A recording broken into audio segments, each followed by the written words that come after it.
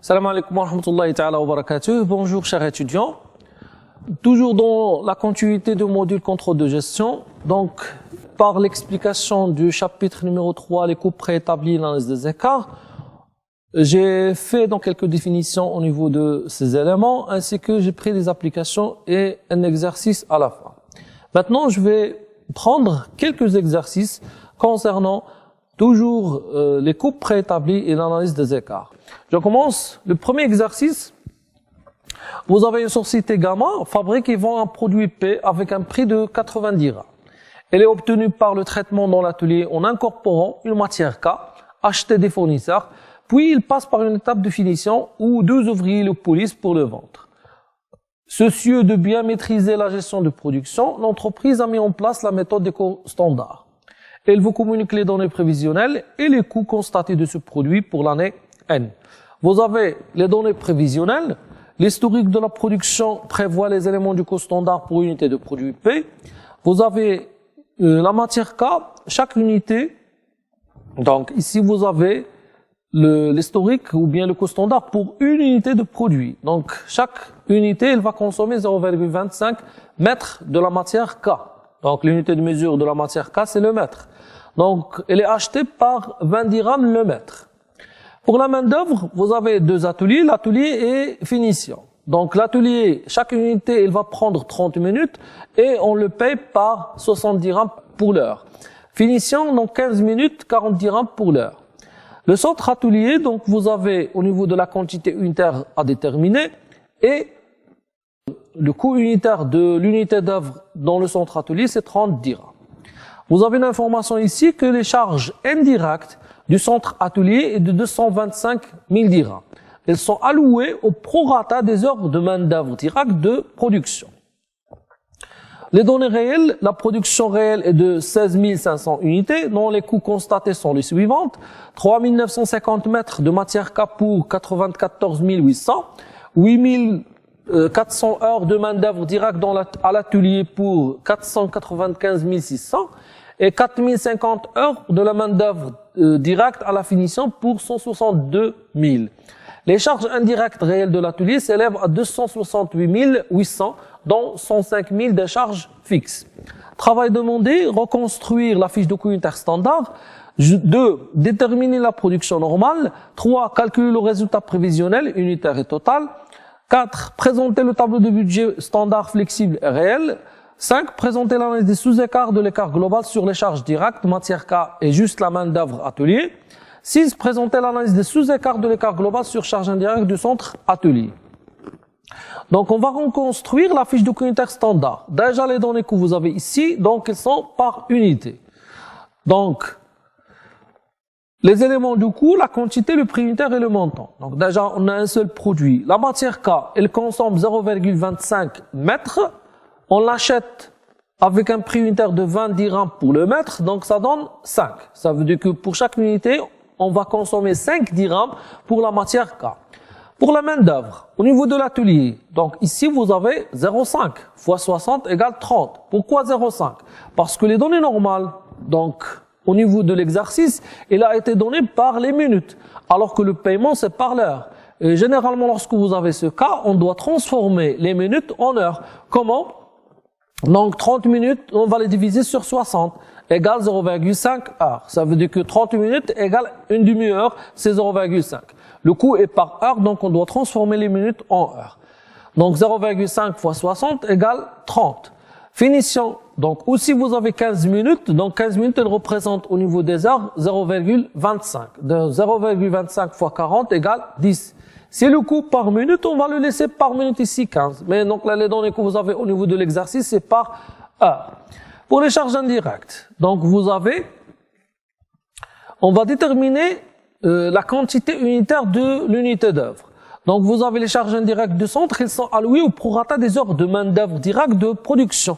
Donc puisque vous avez le centre atelier, donc on va prendre les heures de main-d'œuvre. Donc pour chaque unité, combien elle va consommer de heures main-d'œuvre directe dans le centre atelier? Donc elle consomme 30 minutes. Donc c'est 0,5 heures. Donc, je vais pas prendre le total des finitions et de l'atelier parce que là, vous avez juste le centre atelier et on va prendre juste heure main-d'œuvre directe pour ce centre qui est atelier. Donc, c'est pour ça que vous avez ici 0,5.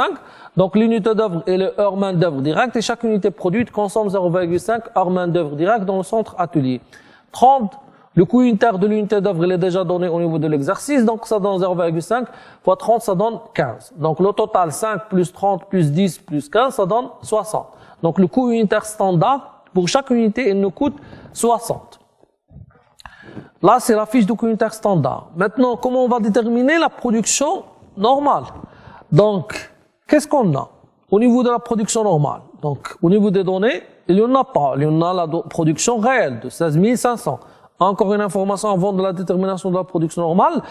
La production, elle doit être proche de 16 500 parce que je peux pas avoir une production normale de 1000 ou bien de 2000. Donc, elle doit être proche parce que n'aura pas une grande différence au niveau des productions. Soit en moins, soit en plus. Donc, qu'est-ce qu'on a? Vous avez déjà que les charges indirectes de 225 000 dirhams sont arrivées au prorata des heures de production. Donc ici, vous avez 30 dirhams pour l'unité d'œuvre. On sait bien que là, c'est le coût unitaire standard. Donc le coût unitaire standard, il est déterminé par quoi? Par le total des charges indirectes sur l'activité normale. Donc on doit déterminer l'activité normale. Donc le total des charges indirectes, c'est 225 000. Et d'après le tableau, le coût de l'unité d'œuvre, c'est 30 dirhams par heure. On sait que le coût de l'unité d'œuvre, c'est les charges indirectes sur l'activité normale. Donc l'activité normale, c'est le total des charges indirectes sur le coût unitaire de l'unité d'œuvre. Donc l'activité normale, c'est 225 000 sur 30, ça donne 7 500. Ça veut dire que dans le centre, on a consommé 7 500 heures main-d'œuvre directe. Bien sûr, si on va consommer 7 500 heures, combien on va produire par cette activité? Et ça sera la production normale. Or, on sait que chaque unité, elle va consommer 0,5 heures.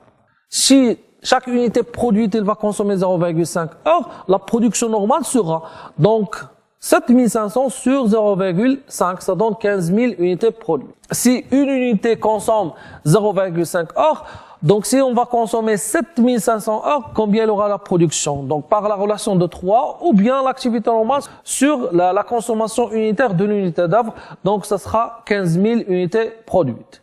Vous voyez, donc là c'est proche de la production réelle de 16 500. Le résultat prévisionnel. Donc, qu'est-ce que vous avez? Vous avez un prix de vente unitaire, donc d'après les données de l'exercice, c'est 80. Le coût unitaire, c'est 60, ça donne un résultat unitaire, c'est 20.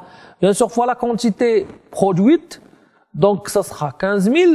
Donc, le résultat global, ça sera 300 000. Maintenant, la quatrième question concernant les tableaux. Tableau de budget standard, flexible et réel. Donc, comment on va le établir? Au niveau du budget normal. Donc, on sait bien que le budget normal, il se base sur la production normale. Et la production normale, c'est 15 000. Donc, qu'est-ce qu'on va faire? On va prendre la fiche de coût unitaire standard. Donc, si ce sont les éléments, la quantité pour une unité produite, pour 15 000 unités. Donc, vous avez au niveau de la matière K, si chaque unité consomme 0,25 mètres, donc pour une production de 15 000, combien on aura besoin? On aura besoin de 0,25 fois 15 000, c'est 3 750. Pour la main-d'œuvre atelier, donc on consomme 0,5 heures pour unité. Pour la production de 15 000, on aura besoin de 7 500. Pour la main-d'œuvre finition, aussi 0,25 par unité. Donc ça sera pour 15 000, ça sera 3 750.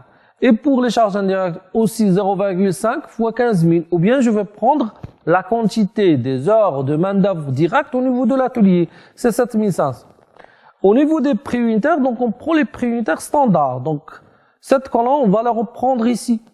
Et j'aurai un montant, donc c'est la quantité fois le prix, donc 75 000 pour la matière K. Pour la main-d'œuvre atelier, 7 500 fois 60, 450 000. Main-d'œuvre finition, 3 750 fois 40, 650 000. Et le centre atelier, vous trouvez que c'est le total des charges indirectes de l'atelier, donc total des charges indirectes normales. Donc 225 000. Le total, ce sera 900 000. Puisque la production normale, c'est 15 000, donc 900 000 sur 15 000, c'est 60. Et nécessairement, je dois avoir ici le coût unitaire standard. Parce que pour la production de 15 000, chaque unité, elle nous coûte 60. Ça veut dire qu'en totalité, au niveau du budget, ça sera 900 000. Le budget réel, donc je vais prendre les données réelles. Au niveau du budget flexible, qu'est-ce qu'on va prendre? On va adapter ce qui est standard pour la production réelle de 16 500. Ça veut dire que ce que j'ai fait au niveau du budget normal pour 15 000, je vais le faire pour le budget flexible. Donc si chaque unité consomme 0,25 mètres pour la matière K, donc pour produire 16 500, combien on a besoin de quantité de mètres pour la matière K? Donc c'est 0,25 fois 16 500, ça donne 4125. C'est la quantité préétablie. Ça veut dire que la quantité standard adaptée à la production réelle. Bien sûr, la quantité totale et non pas unitaire, parce que les quantités unitaires ne vont pas changer au niveau de budget normal et budget flexible. Et on se base sur cette fiche de coût unitaire standard pour établir ces deux budgets. La même chose pour les autres. Donc c'est 0,25 heures pour la main-d'œuvre atelier pour chaque unité. Pour produire 16 500, on a besoin de 8 250. 4525 et la même chose au niveau des charges indirectes, c'est 8250. Encore le budget flexible, c'est bien un budget standard. C'est un budget standard au niveau de prix unitaire. Donc je vais prendre la colonne des prix unitaires et je vais la mettre pour chaque élément de coût. Donc 20 pour la matière K, 60 pour la main-d'œuvre atelier, 40 pour la main-d'œuvre finition et 30 pour le centre atelier. Le montant total, c'est la quantité fois le prix. Donc j'aurai le total. Donc pour chaque élément, le total c'est 990. Et la production ici, c'est le 16 500. Donc j'aurai 190 000 sur 16 500, j'aurai 60.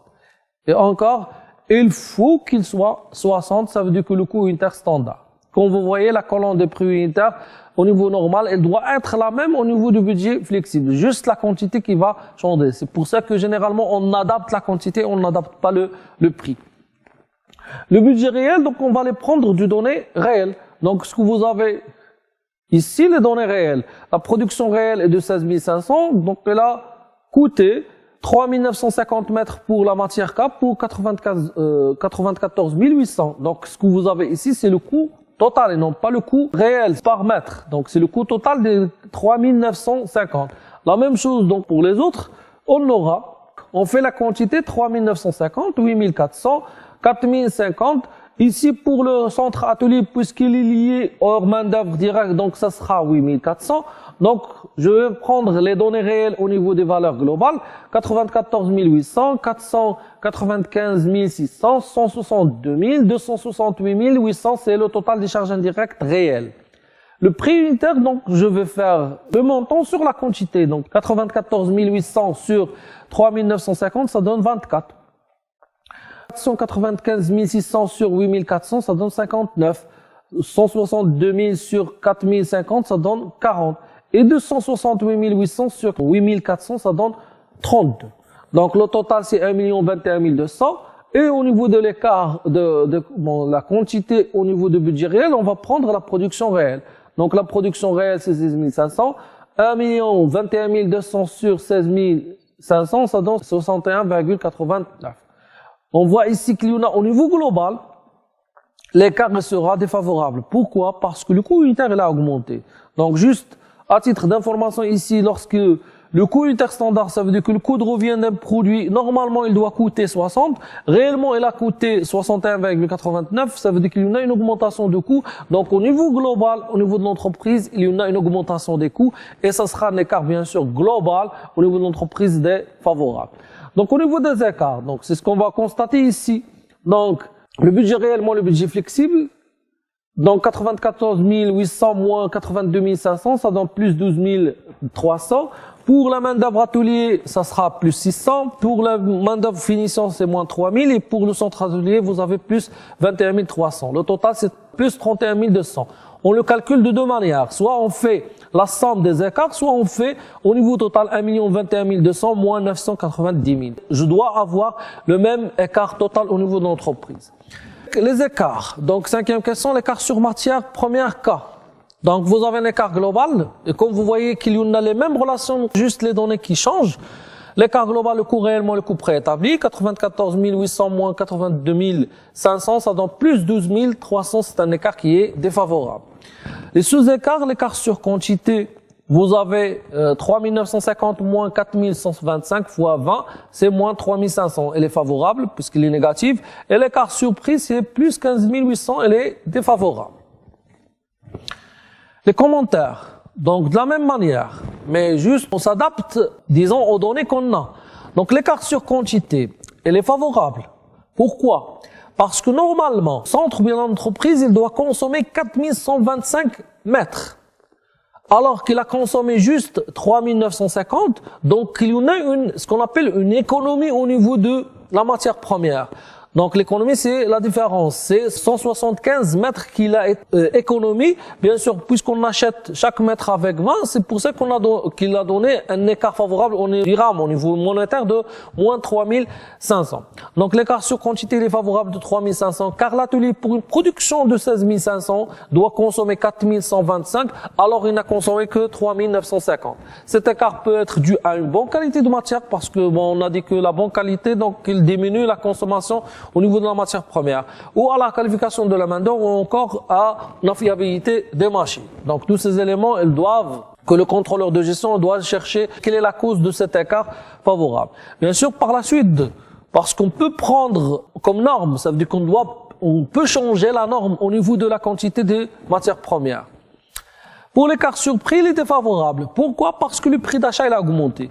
Donc par rapport à la norme. Donc normalement, on doit les acheter avec 20 dirhams, on les a achetés réellement avec 24. C'est pour ça que la différence de 4 dirhams, elle est répercutée sur la quantité réelle de 3 950 et elle a donné un écart défavorable de 15 800.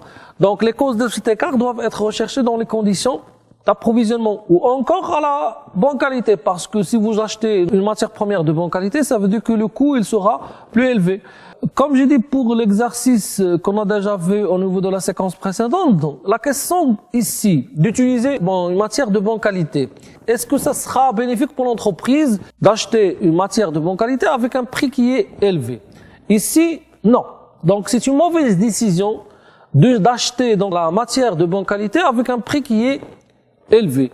Pourquoi? Parce que globalement, elle a donné un écart qui est défavorable. Donc c'est pour ça que l'entreprise, il doit, ou bien les personnes responsables d'approvisionnement, elles doivent avoir un arbitrage entre qualité-prix. C'est pour ça qu'on parle de ça avec un bon rapport qualité-prix. Au niveau global de la matière première K, donc vous avez l'écart sur quantité, l'écart sur prix, moins 3500 plus 15 800, ça donne plus 12 300. Si on fait l'écart sur quantité plus l'écart prix, nécessairement il doit avoir l'égalité au niveau de l'écart global. Donc même que l'écart sur quantité il est favorable ici, l'écart global il est défavorable, il est dû à l'écart sur prix. Donc c'est ce que vous avez au niveau de commentaires. L'écart sur main-d'œuvre directe juste pour l'atelier. Donc vous avez la même chose. L'écart global égale plus 600. Même quand on aura l'écart global et les neutres, donc on doit le décomposer. Parce que si on a l'écart global égale 0, ça veut dire qu'on a respecté les normes au niveau de budget, on doit le décomposer au niveau de quantité et prix. Si on a 0, on a deux cas. Soit les deux écarts ils sont 0, ils sont nuls, ils sont neutres, donc c'est rarement. Donc on a respecté les normes en tout, mais on peut avoir un écart qui est favorable au niveau d'un élément et un écart défavorable dans notre élément de même montant. Et l'un peut compenser l'autre, peut avoir un écart global neutre. Donc l'écart sur temps, donc l'écart global ici c'est plus 600, il est défavorable. L'écart sur temps en volume horaire c'est plus 9000, mais l'écart sur taux, donc c'est moins 8400. Donc l'un il est favorable, l'autre il est défavorable, mais l'écart global il est défavorable. Donc le commentaire, l'écart sur temps il est défavorable de 9000 car l'atelier a utilisé 8400 heures, alors il doit utiliser juste 8250 heures pour une production réelle de 16 500. Cela peut être expliqué par une mauvaise organisation du travail ou à la qualification de la main-d'œuvre ou encore le recours aux heures supplémentaires, parce que les heures supplémentaires ils augmentent le volume horaire. L'écart sur taux il est favorable car le taux horaire a diminué, passant de 60 à 59. Les raisons de cet écart sont liées aux conditions de la rémunération de la main-d'œuvre.